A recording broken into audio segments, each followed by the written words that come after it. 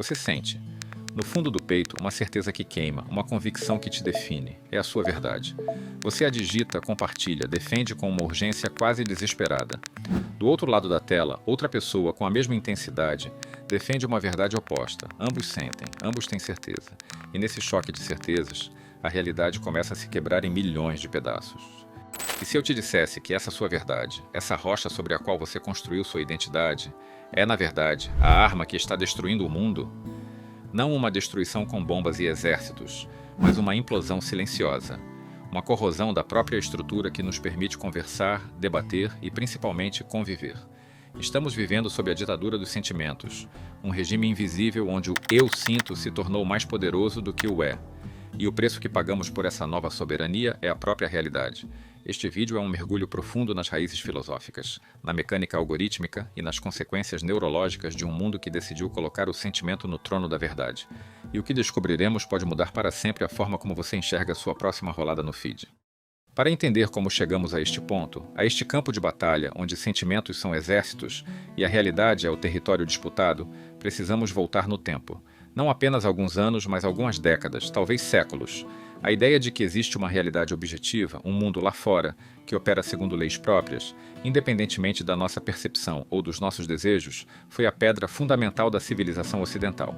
Da filosofia grega, que buscava a essência das coisas, ao iluminismo, que usou a razão e a ciência para desvendar os mistérios do universo, a jornada humana foi uma busca por essa verdade externa, algo que estivesse acima das opiniões individuais. A ciência, por exemplo, não é um sistema de crenças, é um método. Um método rigoroso para testar hipóteses contra a realidade e descartar o que não se sustenta. Um cientista não diz, eu sinto que a gravidade existe. Ele demonstra, calcula, prova. O jornalismo, em sua forma ideal, operava de maneira semelhante, apurar fatos, ouvir fontes, separar o que é verificável da opinião. A justiça buscava evidências, não simpatias. Havia uma clara hierarquia, uma pirâmide de conhecimento. Na base, sólidos, estavam os fatos. Acima deles, a interpretação. E no topo, volátil, o sentimento. Mas lentamente, essa pirâmide começou a ser invertida. A partir da segunda metade do século XX, um verdadeiro assalto intelectual foi lançado contra essa própria ideia de verdade. Correntes filosóficas, especialmente o pós-modernismo, declararam guerra não apenas a uma verdade específica, mas à própria possibilidade de uma verdade universal e objetiva. Pensadores como Michel Foucault e Jacques Derrida foram os arquitetos desse desmantelamento. O alvo deles era o que chamavam de grandes narrativas, as fundações da cultura ocidental, a fé na razão, o progresso da ciência e os valores herdados da tradição judaico-cristã. Para esses pensadores, essas não eram buscas pela verdade, mas meras construções sociais, máscaras para relações de poder. A linguagem não era uma ponte para a realidade, mas uma prisão que moldava nosso pensamento. A ciência não era um método de descoberta, mas uma ferramenta de controle social. A história não era um registro do passado, mas uma narrativa arbitrária escrita pelos vencedores para oprimir os vencidos. Em essência, eles ensinaram que não existe verdade, apenas interpretações, e que toda interpretação é, no fundo, um ato de poder. Portanto, a ideia que vazou da academia para a cultura pop não foi uma distorção acidental, foi a consequência inevitável e lógica dessa filosofia. Quando se ensina a uma geração que não existe verdade objetiva, apenas poder e perspectivas individuais, o resultado não é um debate filosófico sofisticado nas ruas. É uma guerra de todos contra todos, onde cada um se arma com a sua própria verdade subjetiva. O eu sinto não é apenas uma reação emocional, é a aplicação prática no nível individual dessa demolição filosófica. Se não há uma verdade externa para nos ancorar, o que resta senão o nosso próprio sentimento como a única realidade inquestionável? A internet e as redes sociais não criaram esse monstro, apenas deram a ele um megafone e um alcance global. Essa inversão da pirâmide, com os sentimentos no comando, não aconteceu por acaso. Ela foi acelerada e monetizada por uma das invenções mais poderosas da nossa era, o algoritmo das redes sociais. E para dissecar o impacto devastador dessa ditadura dos sentimentos, precisamos dividir essa análise em 3 atos. Ato 1. Arquitetura da bolha de realidade. Pense no algoritmo não como um gênio do mal, mas como um garçom extremamente eficiente, cujo único objetivo é te manter na mesa consumindo. Se você pede sorvete de chocolate uma vez, ele anota. Na segunda vez, ele tem certeza.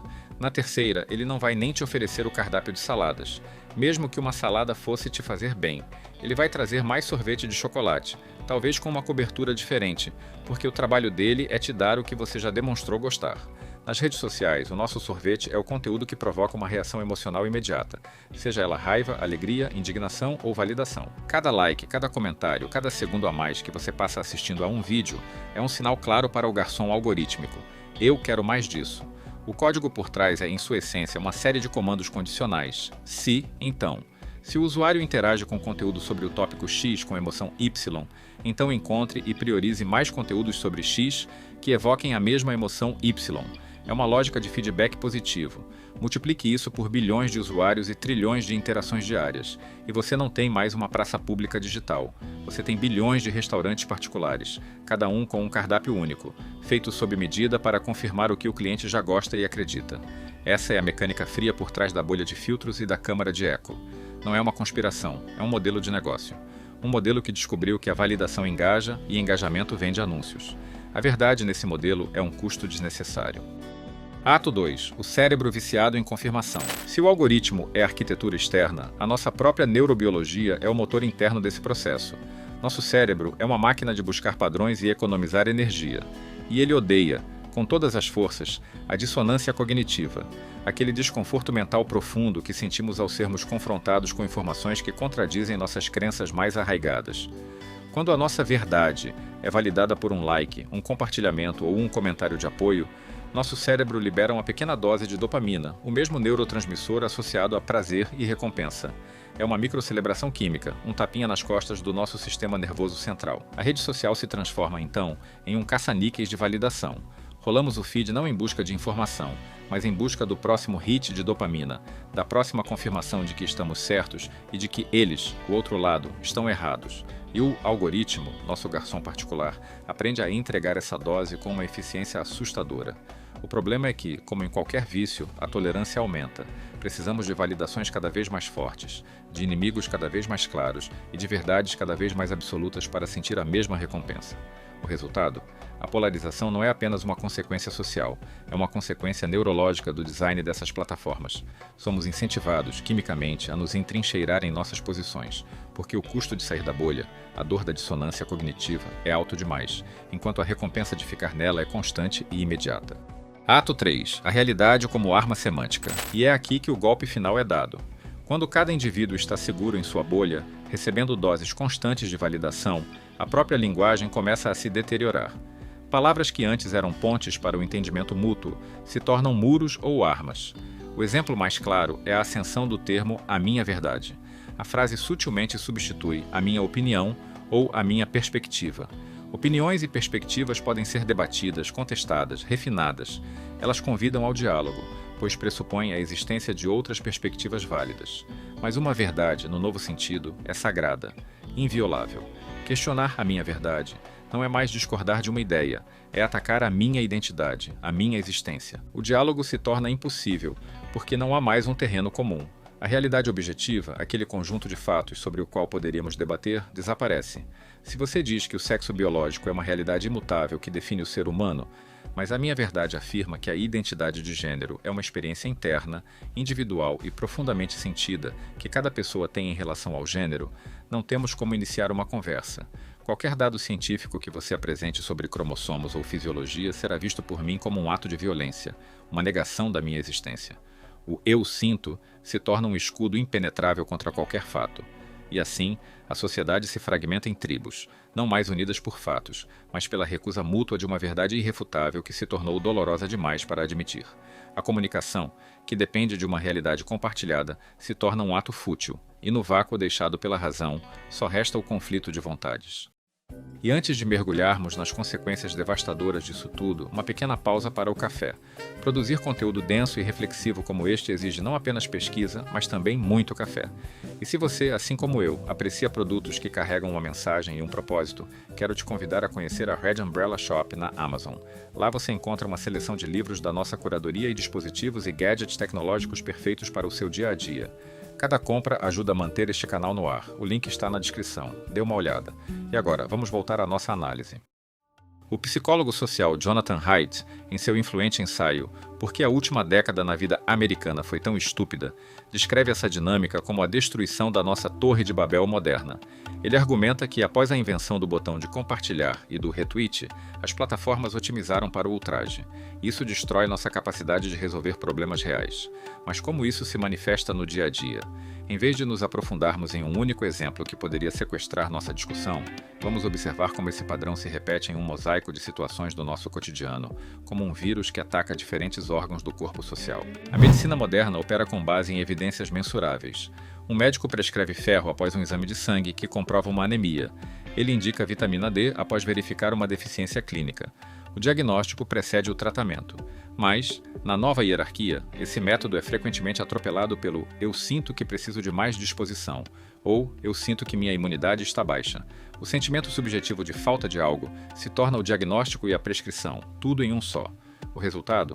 O consumo indiscriminado de suplementos, multivitamínicos e nootrópicos, transformando o bem-estar em um mercado bilionário de pílulas da esperança, muitas vezes com pouca ou nenhuma comprovação científica para aquele indivíduo específico. Olhe para a justiça.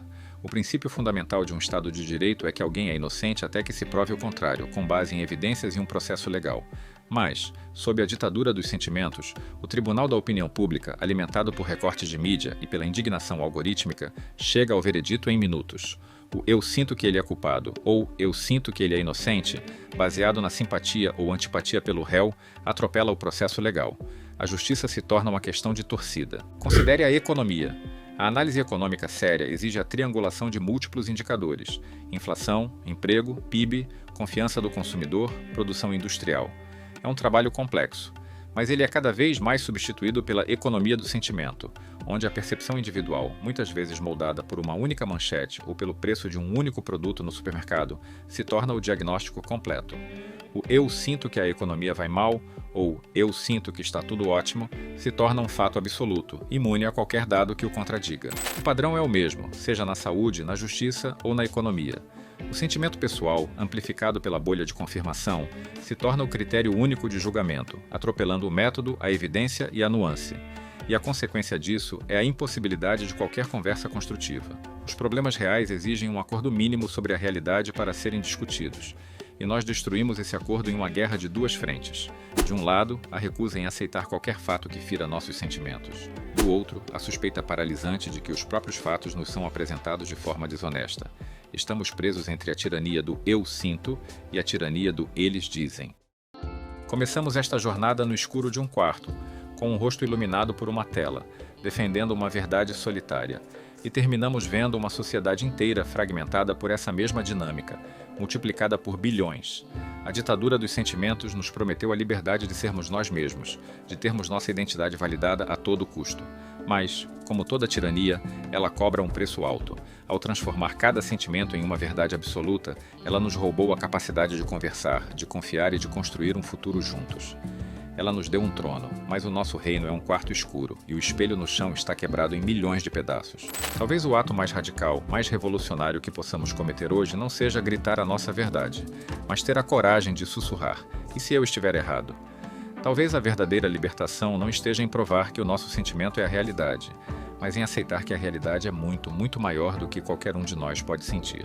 Se este conteúdo te fez refletir, considere se inscrever no canal e ativar o sininho para não perder nossas próximas análises. Sua inscrição é o que nos incentiva a continuar produzindo.